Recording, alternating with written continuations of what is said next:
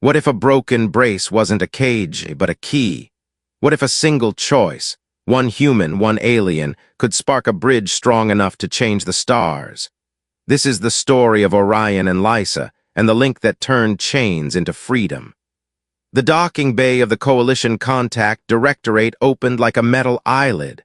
Orion Hale stepped down, boots pressing onto the cool, polished floor, a trace of clean ozone drifting through his lungs. Lumen 4 Station hung on the edge of a nebula like a shining ring, its glass corridors weaving together like the veins of some giant creature.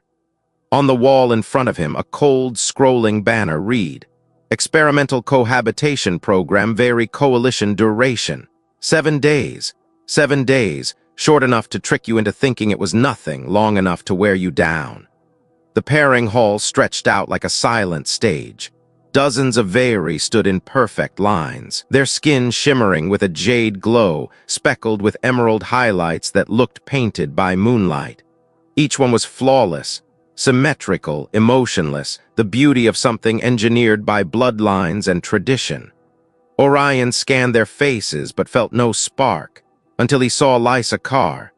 She stood slightly to the side, as if the entire room was only worth leaning her shoulder against.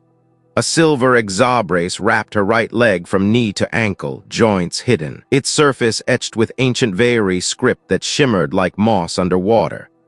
Under the station lights, the patterns glinted like fossilized scales dragged back into the present. She didn't look up. She didn't smile. She didn't try. That absence of effort of performance made Orion's chest tighten. A Veyri official slid beside him, smelling faintly of mineral water and mint. Lysa of House Carr, birth defect. She's here for formality. Don't waste your time, human. Orion turned his head slowly, careful not to react like a rookie. He met the official's eyes, then looked back at Lysa. His voice carried through the room. I choose her. The official blinked, then gave a tight nod full of judgment. The eco-module opened like a seashell. Inside was the Veyri habitat, glowing strands of algae forests, cold fireflies drifting like they carried private thoughts, a bio-filtered stream running under a glass bridge. The ceiling projected a false sky where beams of light stretched whenever someone inhaled. Beautiful, almost too beautiful, suspiciously peaceful. Lysa walked ahead, not glancing back. Her stride was sharp, disciplined, trained in mornings where she was her own instructor. The exobrace hummed with a low metallic note, not the groan of weakness, but the sound of a string being tuned. Orion followed at a measured distance. At the round house in the center of the grove with misted glass walls, she finally turned. Her gaze was flat as still water before a storm. Why did you choose me? Orion slipped off his gloves and leaned casually against the frame. Because you weren't trying to impress anyone. A faint curve flickered across her lips, so quick it could have been a twitch. You want a quiet week? Then you chose the wrong Veyri. Without waiting for a reply, she moved inside. The control table split the house into 2 private rooms. Rules glowed on the screen, no entering each other's quarters, no sharing biodata without consent, no experimental neural linking. Orion chuckled under his breath. Someone clearly expected romance to cause trouble. They agreed without words, minimum courtesy, separate routines, no interference. Orion settled into the human room, a low bed, deep bath, simple shelves, lighting tuned to a 25-hour cycle. He played a piece of old wood string music, warm, real, before shutting it off, afraid the sound might open feelings he wasn't ready for. Night fell. Simulated rain began to fall, soft but steady, turning the air into something you could almost touch. Orion leaned on the balcony rail. Below, Lysa unrolled a mat of fiberglass and began her balance drills barefoot. She moved like gravity had signed a contract with her body. The brace moved with her not as a disguise, but as part of her. She stopped suddenly, tilting her head. Her voice rose up, cold but soft. If you're going to watch, breathe quieter. Orion choked, then laughed quietly. He stayed where he was, holding his breath like a thief. It didn't help. The awareness of her presence tugged at his chest. Rain beaded on her jade skin, clinging like a scattered constellation. Her hair stuck to her neck. She touched the brace at her knee, sliding her hand down like testing a string before a performance. The gesture wasn't meant to be seductive, but it was too private, like a ritual no outsider should witness. To break the tension, Orion invited her to share a meal. The bio kitchen lit up, scents of synthesized prairie herbs rising. Lysa entered, dry now, wrapped in a thin, algae-colored robe. Droplets still traced down her wrist. Light hit her brace, turning the room into a small stage. "I don't eat coalition rations," she said, more like stating a fact than refusing. "There's a flavor converter for Veyri." He adjusted the setting, releasing the scent of roasted red algae. "Temporary. If allowed, I'll get real samples from the research garden, if you agree." She looked at him. He expected refusal. Instead, she sat. They ate their first meal like strangers who had trained their whole lives not to explain themselves. Afterward, she dimmed the living room glass. Fireflies thickened outside like a festival with no audience. She placed her hand on a light-sensitive panel and began a slow, breathing ritual. Orion, ever the engineer, noticed each exhale loosened her brace by a fraction. "What are you staring at?" she asked, eyes closed. "You're breathing, and the lag in the joint. And what do you see?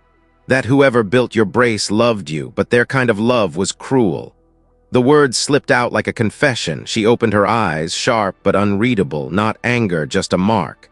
"Dangerous words, human." "Orion," he corrected. "Orion," she repeated, her accent softened the R into something fluid. "Don't mistake seeing for being allowed to see." For a moment, the space between them felt smaller, not because of touch, but because of recognition, an intimacy heavy enough to bend the air.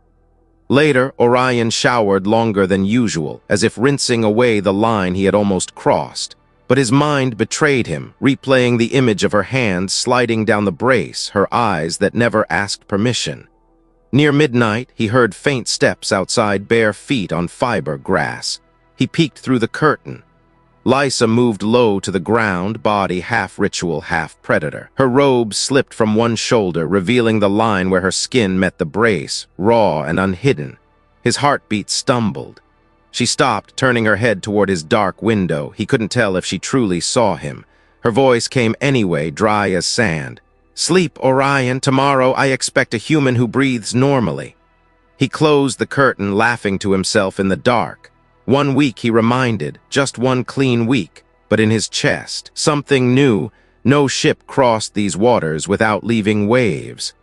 On the other side of the house, Lysa tied back her hair and touched the metal seam at her ankle. She leaned against the cool glass and let herself take one deeper breath, not because he was watching, but because, for the first time in years of being treated like an object, she felt observed as a person. It was dangerous, but it tasted sweet, like a drop of salt water after escaping a desert.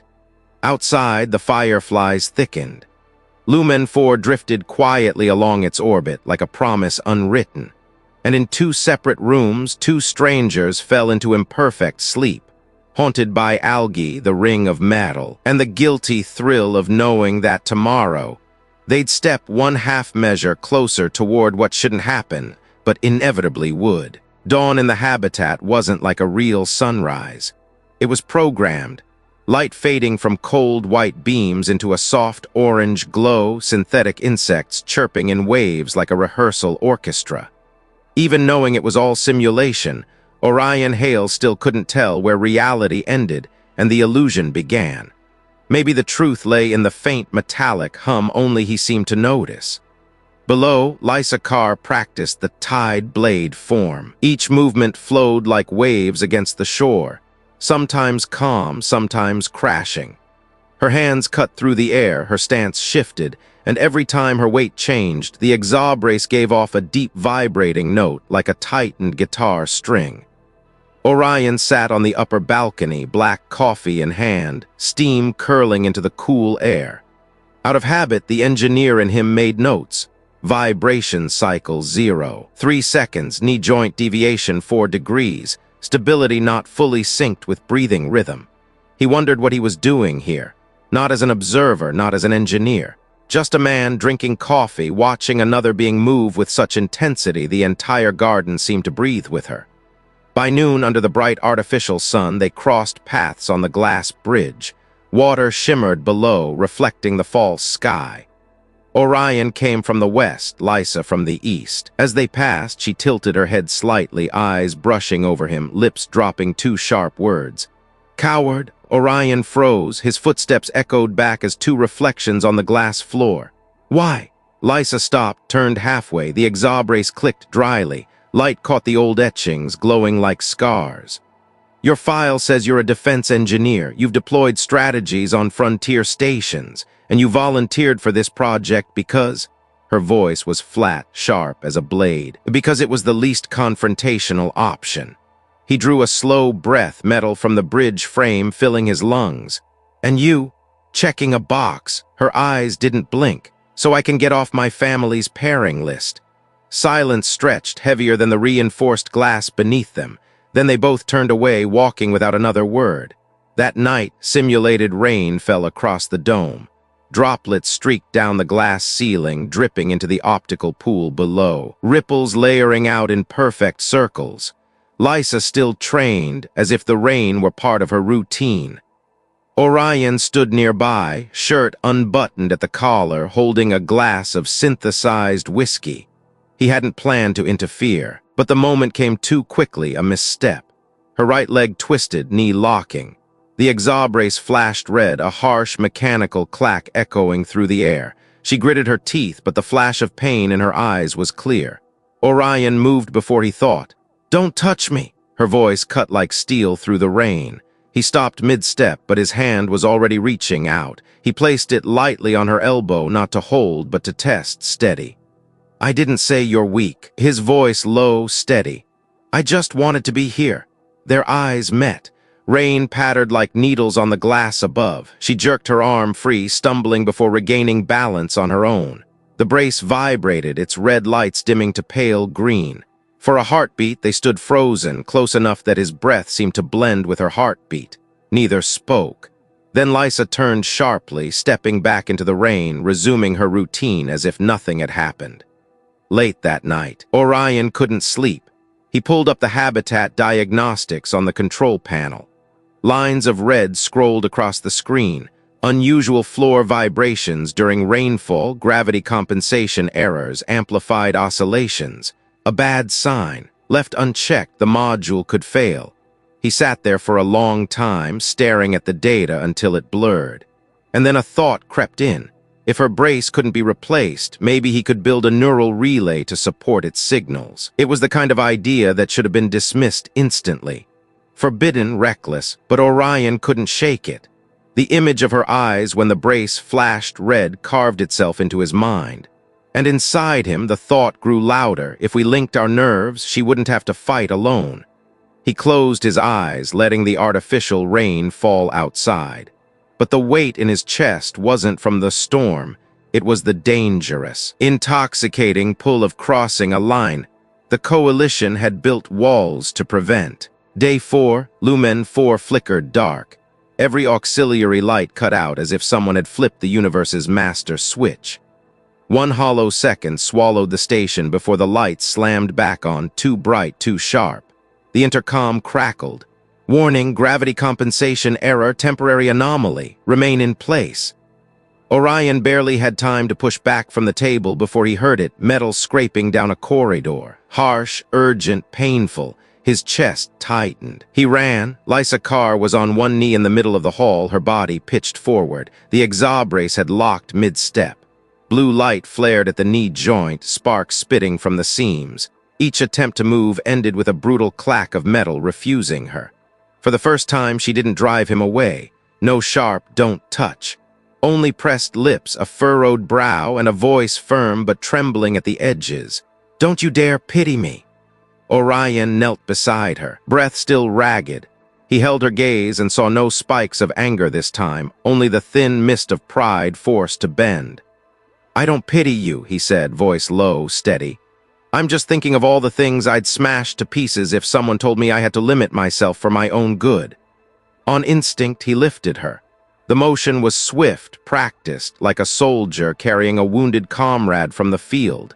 He avoided the brace's joints, careful not to add pain. Lysa stiffened, startled, but she didn't resist. Her hand gripped his shoulder, light but steady, half reluctant, half trusting. He set her down on the lounge bench. Bright lights caught the brace, smoke-stained and sputtering. Orion worked quickly, fingers tracing over the old alloy. The shell parted like a cracked seashell, exposing charred circuits. He frowned. Sensor grids fried, 2 joints misaligned, power cables spiked during the gravity fault. He exhaled. Outdated tech. Lysa leaned back, voice calm as if reading a weather report. House car heritage. The newer models come with control locks. Orion froze, looking up at her. He understood. Control locks meant shackles disguised as upgrades. A brace that would never truly be hers, only another leash. He didn't argue. He bent back to the work, hands moving with the delicacy of a musician repairing a fragile instrument. He bypassed burnt sensors, wired a new path, and printed stabilizing wedges with the in situ fabricator. Every time a cable sparked, he cursed under his breath but never faltered. At last, he rebooted the secondary core. The brace exhaled, a puff of heat like a body gasping back to life. The vibrations smoothed from erratic to steady. "Try it," he said. Lysa rose slowly. 1 step, the brace held. 2nd step, the knee turned fluidly. 3rd step, she shifted her weight across both legs and stood balanced whole. For a moment, something lit in her eyes, brief, sharp, nameless. She turned back to him. "Why did you really choose me?" Orion straightened, wiping sweat from his temple. He considered dodging, then let caution go. "Because you stood alone like you didn't need anyone," he said softly. "And I know sometimes the ones who stand strongest are the ones who need someone beside them the most." The room fell silent, broken only by the hum of the station's systems. Lysa studied him longer than a heartbeat, searching, weighing. Then the corner of her lips curved, not a smirk, not cruel, but something subtler. "Don't get used to me agreeing with you," she said, but her voice had lost its chill, warm metal still resonating after the note fades. Orion realized then they had crossed a line, not victory, not surrender. Just a tilt into the gray space where pity became understanding, and understanding could so easily slide into intimacy. Outside, Lumen 4 drifted steadily back into balance. But inside that small room, Human and Veyri had begun orbiting something else entirely. Something no system was built to control. Orion Hale couldn't sleep. 4 station nights had passed, but his eyes stayed open, reflecting the glow of his holo screen. Lines of code and neuron diagrams tangled into a maze. He had revived an old, abandoned project buried deep in his memory, Relay Sin X. It wasn't a weapon, not a defense tool. Just a modular neural relay designed to share physical sensations between 2 bodies with different implants. One end was built for human interface standards. The other could be adjusted to connect with external limbs, like a Veyri exobrace. Orion had shelved it years ago as unnecessary. But the image of Lysa in the simulated rain, brace shaking as she fought to stay upright like a tired warrior, that had brought him back. The draft floated in the air, a palm-sized ring of glowing blue, an artificial nerve core running through it like transparent veins. He gave it a temporary name, Sin X Car Link V1. "I know you saw." The voice cut through his focus. Orion turned. Lysa stood in the doorway, no uniform, no training armor, just a thin robe, damp clinging. Her hair hung heavy and wet like green algae weighed down by rain. Droplets slid from her collarbone to her chest, leaving faint trails of light. Her eyes carried no anger, no accusation, only certainty. "During the malfunction, the bathroom camera didn't shut off," she said, voice soft but striking like steel tapping bone. "You didn't look away." Orion clenched his fist. He wanted to deny it, but denial wouldn't erase truth. He exhaled, letting confession fall like a stone into water. "Yes, I looked, and I turned it off the moment I realized, but before that, I saw something I couldn't ignore." He rotated the holo, letting the 3D model spin between them. "And I started building this, something that could take some of the weight off your shoulders." Lysa stepped closer. The hem of her robe brushed the brace with a faint rustle. She studied the design, eyes flashing with something unreadable. Sin X, she whispered the name. You want me to feel my own leg through you? Orion shook his head. Not through me, just mirrored feedback. You stay in control. I carry some of the load. Silence stretched like a drawn bow. Lysa stared at him for a long time, then reached out. Light caught on her wet fingers, making it look like she touched a small, glowing moon. And if it fails, then we both fall. A flicker of a smile crossed her lips, thin, sharp, like lightning. They connected the Sin X. Orion plugged it into the neural port under his left shoulder, the other end linked into her brace's auxiliary interface. The relay blinked green. A flow of data lit up between them. Low-level link, Orion said, voice rough. Try a step. Lysa inhaled, then she stepped forward. A wave hit Orion's spine instantly, not pain, not exactly weight, but the mix, pressure, ground beneath toes, muscles straining. Sensations that weren't his. His knees buckled for a heartbeat, his chest stuttered. Lysa caught his wrist, reflex fast. Her fingers, still cold from rain, gripped like an anchor. Recalibrate your cortex filter, she murmured, breath brushing his cheek. He nodded, adjusted settings. The rough surge smoothed into subtler echoes. They took a few more steps. Each one Lysa placed sent a mirrored whisper into Orion's nerves, the push of force, the tremor of strain, the subtle flex at a joint. He received it, processed it, and sent balance back. A wordless dialogue, not of speech, but of nervous systems. Lysa stopped. Her lips parted, then closed, then finally released a sound so faint it was almost wind. I haven't walked like this since I was a child. Orion felt it too. Sin X carried not just physical data, but shadows of memory. For an instant, an image flashed in his mind, a little Veyri girl, hair tied unevenly, stumbling on stone, falling hard under the cold gaze of a hall filled with pity. He blinked hard, erasing it, but Lysa knew. She pulled her hand back from his wrist, stood straighter, drew a long breath. When they disconnected the relay, something hollow opened in both of them. Not a loss exactly, but like music cut mid-note. Silence that tasted like absence. They didn't name it. Orion stored Sin X back in its magnetic case. When he turned, Lysa was seated, robe slipping from her shoulder, exposing a line both fragile and unyielding. She didn't pull it back. She just looked at him, eyes sharp but clouded with something deeper. For a moment, Orion wanted to say something, too honest, too dangerous. Instead, he swallowed it. They let the silence stay between them, both knowing it wouldn't stay empty for long. The final morning of their week together. Lumen 4 was unusually quiet, as if the station itself knew something was about to be severed. Orion Hale woke early, heading to his workroom to check the last parameters of Sin X-Car Link V1. He opened the magnetic case where the device was stored. Inside, nothing, no core, no casing, not even fragments. His heart skipped, then pounded fast, his chest tightening like an invisible hand squeezed it shut. Orion rushed to the console, pulling up logs. Empty. The project file had been wiped clean, even the molecular cache backups erased. Every trace gone, as if scrubbed by a cold, deliberate hand. And that hand stood at the door. Lysa Carr leaned against the frame, morning light brushing her jade-green skin, hair loose and still damp.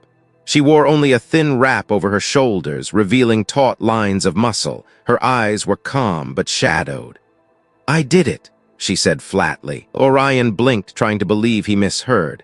"That was yours, and it would lead back to you," Lysa cut him off. "They dissect you neuron by neuron just to learn why a human could bridge into Veyri nerves. I've been under the knife of the system, you haven't." Orion staggered half a step back, as if struck in the chest. Her words weren't a warning, they were scars thrown at him to see. The word slipped from his mouth, fast, uncontrolled. He froze, startled at himself. You wasn't diplomatic protocol. It wasn't the language of strangers. It just came out like truth bleeding through. For a heartbeat, her eyes flickered, then cooled again. "If I asked, you'd say leave it." She stepped closer, close enough that Orion caught the damp, earthy scent of algae in her breath. "I need you out of my orbit if you want to live." The moment split everything in two. On one side, desire to reach, to touch, to keep what had just been named. On the other, fear that any touch would drag them both under the system's scalpel. They didn't embrace, no touch, no promise, only a nod. But the nod was sharp as a blade. It cut the thin thread that had just formed, slicing through the shared nerve bridge they had built. Orion felt as if part of his own cortex had been carved away. He walked out of the habitat module. The station doors sealed shut behind him with a cold hiss. Lysa remained inside, watching through the misted glass. Her eyes blurred by distance, yet heavy with something words couldn't carry. That night, Orion filed his transfer papers. Not to a research hub, not to Central Command. He chose listening post K-17, a lonely outpost on the system's edge, where the sky was black as sandpaper and the white noise of the universe could bury regret. The day he left, there was no ceremony, no escort. Only Orion, light luggage, and the weight of a week that felt as heavy as a lifetime. As his ship detached, he looked back. Lumen 4 shrank, its glow dissolving into the nebula. He whispered, not transmitted, not recorded, only for himself. If cutting is how you keep me alive, I'll accept it, but it doesn't kill the bridge already built in my mind. In his palm, he clenched a small data chip, an incomplete ghost copy of Sin X. Broken, imperfect, but enough to remind him. He didn't know why he kept it. Maybe to torture himself, or maybe one day, when the darkness at the edge of the system thinned, he'd find a way to rebuild. Not just the neural bridge, but the bridge between two who dared to see each other beyond the rules. 5 years slipped by like a crack spreading across glass, never shattering but always there. For Orion Hale, it was 5 years of cold coffee and dead signals.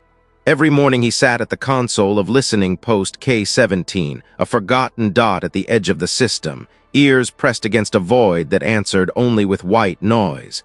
The sky here was so black it felt sanded smooth, no room for memories. Then came that morning. A stream of data flared on the console, like a cut of fire across night. Title: The Phoenix's wing is broken, the old flock wants to pluck the last feather. Orion bolted upright. Each word slammed his memory. Phoenix, that was Lysa's metaphor, whispered one rainy night on Lumen 4 when she compared herself to a bird born broken.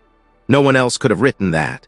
He powered up every antenna, pushed scan angles to maximum, drained backup energy to find the source. And there it was, drifting on the asteroid belt, a ship, burnt shell, engines dead, a corpse in orbit. A one-way channel cracked open. Static drowned half of it, but the voice still broke through.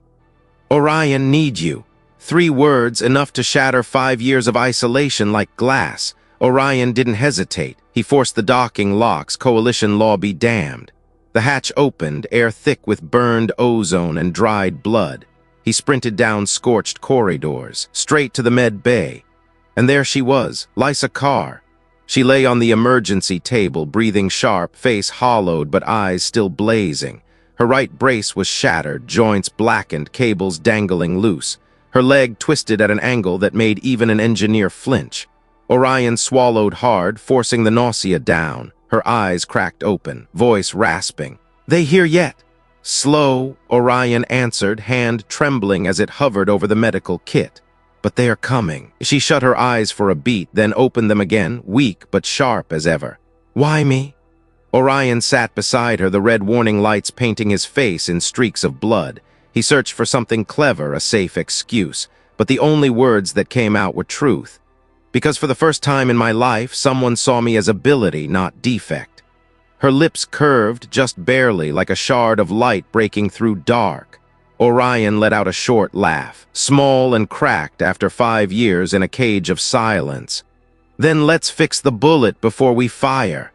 He bent down, stripping away broken pieces of the brace. Metal clattered free, exposing burns across her jade skin. He worked fast, but his eyes couldn't help noticing lines of strength and fragility woven together. She didn't stop him, didn't push his hands away. Only bit her lip now and then when his fingers came too close to pain. Orion rebuilt the brace with hidden stock, a Veyri human FlexCore alloy he'd stashed for a day that might never come. He added a shock-free reflex circuit, technology the Coalition would never approve. He no longer cared about permission. Each joint he welded, each cable he reconnected, felt like reassembling not just a machine but memory, even his own heart. Finally, the last lock clicked. Lysa sat up, lowered her foot, one step. Another straight, no shake, no slip. Orion looked up, sweat matting his hair, voice hoarse. Not a brace anymore, it's armor. Lysa stood still, eyes fixed on him. And for the first time in years, there was not just a warrior's fire in her gaze, but a rare, soft light. She reached out, touched his shoulder. Her fingers were cold, but the pressure burned warm. We still have a war to reach. Outside the med bay window, enemy ships flared on approach. Red alarms strobed, reflected across her new armor like a promise of fire. Orion turned his head, looked out, then back at her. In the storm rushing toward them, he saw one truth. The phoenix that had once been caged now stood tall, wings ready to rise. And he, knowing full well what it meant, would not walk away. 2 weeks of running crushed into 3 hours. For Lysa and Orion, time was like a string pulled to breaking, waiting for a single touch to snap. 2 weeks should have been enough to restock, repair weapons, gather allies. Reality wasn't generous. It gave them 3 hours and one truth. The old nobles, reborn as the blood pact, had found them. 2 massive warships closed in like crossed blades, a pincer trap. Their hulls gleamed black, painted with dried blood red veins, the crest of a line that once ruled the Veyri. Orion gripped the console, sweat sliding down his temple. He hacked the drone frequencies, dropped a jamming field. The screen flashed. Jamming active, 60. That's all I've got, Orion rasped. That's enough, Lysa said, hands locked on the controls, eyes lit with fire. The ship bucked, rolling under the gray rock of a dead moon. Hull plates screamed against jagged asteroids. Lysa yanked the yoke, spine pressed to her seat, muscles straining with inertia. Orion glanced sideways, her lips curved, not in joy, but in the raw hunger of battle. Weapons? He asked, eyes scanning red warnings. Not loaded, she shot back. Orion ripped his harness off, stood. There's one. He bolted to the engineering bay, hands flying across panels, rerouting the pulse cannon directly into car link through a ghost circuit Sin X had left behind. Cables flared blue, ozone scorched the air. A hot surge ran down his spine as the link synced. He staggered back into the cockpit, dropped into the chair beside her. His hand pressed against the console, eyes fixed on hers. Just want it. She didn't press a button, she didn't need to, her will was enough. The brace on her leg shuddered, and a pulse beam tore from their ship, a blinding white streak cutting space open. Tactical readouts flared, one enemy wing shredded, plasma spilling into vacuum. Lysa's eyes widened. Then she laughed. Wild, weightless laughter like chains shattering after years in the dark. The sound chilled Orion's spine but lit his chest on fire. The other warship still loomed, but the fight was no longer even. Lysa dove the ship tight along the moon's orbit, skimming rock, then plunged into the shadow of a collapsed crater. The cabin roared with impact tremors, alarms bleeding red across every surface. They sat breathless, hearts pounding with the sirens. Orion chuckled low, throat raw.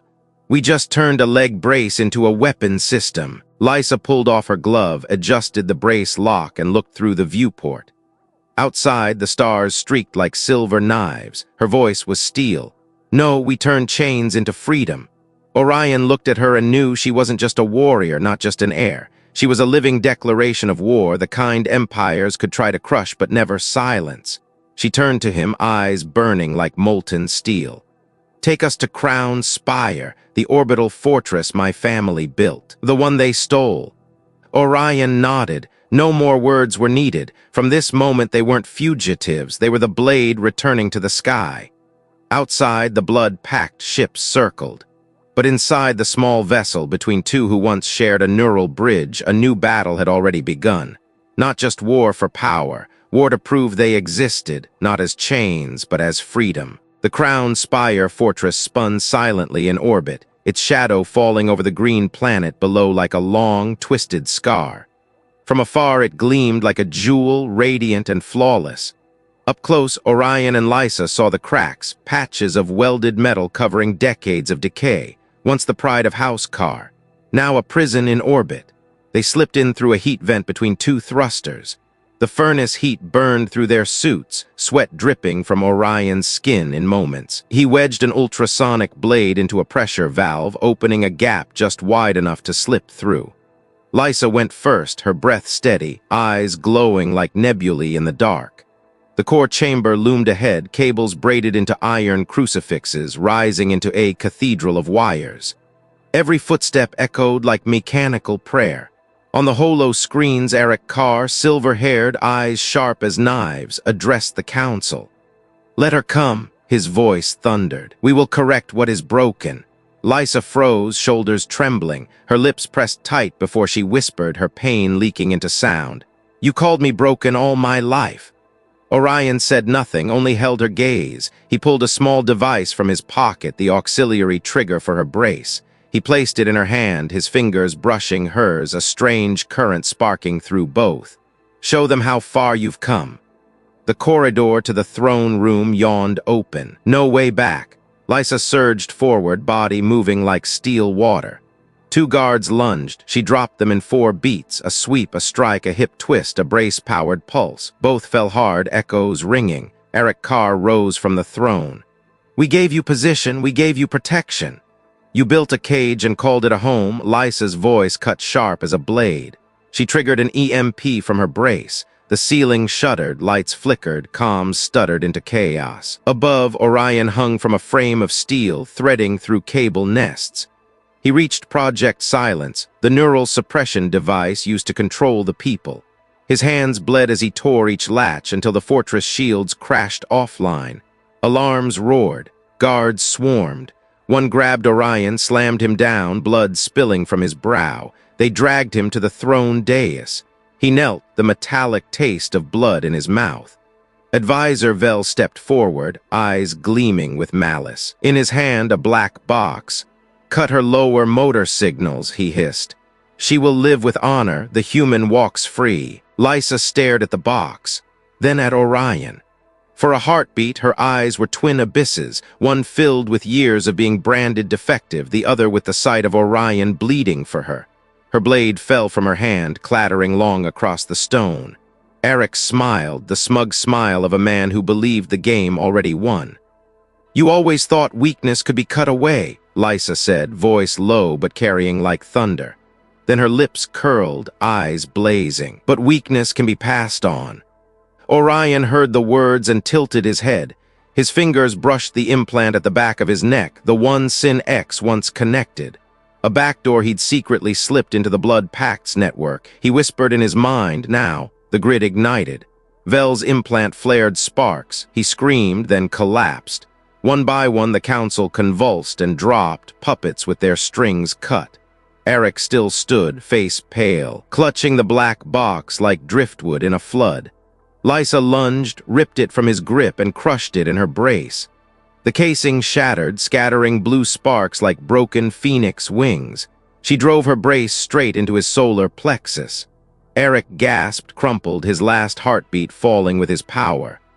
Outside, Orion broadcast the truth across the system. The fortress shields were down, the suppression device destroyed. Millions watched, and civil forces poured into the crown's spire. The vote lasted 8 hours. When the system-wide holo flared, the name rang out. Lysa Carr, matriarch of the Green Belt. Orion stood in the shadows of the hall, bandages still wrapped across his brow. He watched through the great glass as Lysa stepped onto the dais, starlight pouring over her hair. She was no longer the girl with the brace, no longer the broken-winged phoenix. She was a queen, a crown forged not of metal, but of a heartbeat that dared to beat against everything. Lysa Carr's coronation night hadn't even cooled. The holo garland still shimmered across the crown spire's dome. Chants of matriarch of the Green Belt still echoed in the halls. But in the shadows of the archives, a fracture split open. Vel, the advisor who had once collapsed, had not died. She dragged her ruined body into the data core, drove a needle port straight into the system. Blood mixed with the pulsing red light. Before the cyanide burned her veins to ash, left a single trail out of the system. The matriarch lives, she is linked, she is vulnerable. One line enough to throw a torch into gunpowder. Within 72 hours, the sky was on fire, not the old nobles, not the blood-pact. The ones who came were the Nexari, black market body-augmented raiders, men and women who had sold blood and bone for power. They weren't after thrones. They wanted the tech of linkage, the car-link bridge. From the fortress balcony, Lysa stood tall, face cold as carved jade. At her feet wasn't an army of nobles, but an unruly column, engineers, freed slaves, miners. The ones who had once been shackled by Project Silence and now rose because they believed in her. Orion stepped behind her, his hand resting against the brace at her back. No words, but instantly the car link vibrated like a taut string. Lysa inhaled and her heartbeat synced to his. They both knew from this moment. The crown and the neural bridge alike had become weapons. War detonated. The orbital sky burned with plasma fire. Enemy ships felt like iron rain, breaking apart into thousands of glittering shards, dead fireworks across the void. Inside the fortress, Nexari strike teams breached, their bodies encased in bio-armor, eyes glowing red, muscles twitching beneath steel grafts. They stormed the throne room. "You are the consort," one snarled, a blade snapping from his arm straight at Orion. Orion did not flinch. His stare froze the air itself. "No," he said, voice flat, steel drawn from its sheath. "I am the virus you just walked into." His hand pressed a hidden panel within the throne's architecture, the reverse pulse he had buried the day he first entered the spire. Blue current exploded outward, racing across the neural mesh of the Nexari. Tiny detonations cracked inside their skulls. A breath of silence. Then implants sparked, eyes flared, and one by one they dropped, convulsing like puppets with cut strings.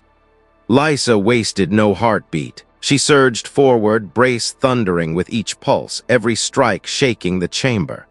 Behind her, the civilian fighters, engineers, miners, freed slaves charged, cutting down what remained. By sunset, the sky had darkened to violet. Nexari survivors pulled back. The firestorms died, leaving only drifting smoke and the acrid tang of ozone. No speeches, no parades. In the shattered throne hall, only ragged breathing and the whir of a brace after battle remained. Lysa turned to Orion, shoulders trembling from exhaustion. She leaned her forehead against his, eyes half closed. And then the link widened. No longer just pain or weight crossing the bridge, but presence itself, heartbeat, breath, the raw scent of blood and sweat. Their beings slid into each other, merging like currents in a single circuit. Orion's hand closed around her shoulder. No vows, no titles, only the truth. They stood side by side, like two magnetic poles that had finally met. They stayed that way for a long time. Two people, one bridge, no longer bound by any name. A year after the Nexari War, the Green Belt was no longer a fortress waiting to fall. It was a union of people who once knew only how to bow their heads. In the glass chamber above, facing the glittering ring of stars, Lysa sat before the Council of Freedom. Her hair was tied high, her exobrace polished, no longer a shackle but a seal of power. Orion entered, carrying a slim case light as bone. He placed it in her hand. "Sin X Dyad," he said. "Two-way upgrade, no reading thoughts, no control, only sharing heartbeat, pain, joy, like the background rhythm of a song." Lysa lifted her gaze. In his eyes there was no command, no pleading, only resolve. "Install it," he said, "not to hide, but to face." She touched the module to the port at her neck. Click, and instantly a vision flared. Lumen 4 docking bay, the first day they met. She stood tall, brace flashing like fossilized scales, eyes cold as orbit glass. In his mind, a caption burned bright. "She is fire." Lysa laughed, not sharp, not mocking, a real laugh light enough to make the chamber glow. Orion looked at her, and for the first time he saw not just the warrior, but the woman who had learned to let herself be seen. But the sky never stayed quiet. The Nexari returned, not alone this time, but in loose alliance with pirate bands, noble remnants, and outlaw labs. And yet, the Veyri people did not wait for orders. They did not need bloodlines. They wielded the citizen Sin X Orion, and Lysa had opened. A bridge is not a cage. A mother passed her calm heartbeat into a child trembling in a shelter. A miner shared his endurance with a comrade digging escape routes. A soldier absorbed a friend's pain so the other could stand one step longer. For the first time in history, an entire star system breathed as one. In the strategy chamber, Orion clasped Lysa's hand. No words needed. The bridge at their napes was enough. Sometimes he felt her heart pound before the council. Sometimes she felt the ache in his shoulders, the memories of trenches crashing down. That night they lay together, not the fever of war, but choice. Orion pressed his lips to the scar along her hip where the brace had once cut deep. She did not push him away. Instead, she let him see her wholly. "I don't need you to save me." Her voice trembled through the link. "I know," he answered. "I just want to fight this war with you." They moved as one, bodies and neural currents entwined. When Lysa arched, Orion felt the pull in her muscles, the fire surging in her chest. When he whispered her name, she heard it not only with ears, but with the entire bridge burning through their blood. For the first time, intimacy was not only flesh. It was a symphony where neither had to hide their pain or their fear. At dawn, Lysa stepped onto the fortress balcony. Below, the people once branded defective stood in ranks, eyes bright. She spoke not a speech but truth. "We do not build dynasties with bloodlines. We build them with those who bled." No one asked if Orion belonged to her by right. The stars already knew. One bridge carried by two walked by many. Far across the belt, a child was born with a citizen implant. Her first cry synced with the lullaby frequency of the communal Sin X. Her first heartbeat sync was broadcast live across the system. No one was ever corrected into silence again. Braces were no longer shackles. They had become instruments to carry people forward, never to hold them back. And if anyone asked the name of the thing that had changed the color of the sky, the survivors would answer. Not a miracle, just one person believed and dared to build a bridge.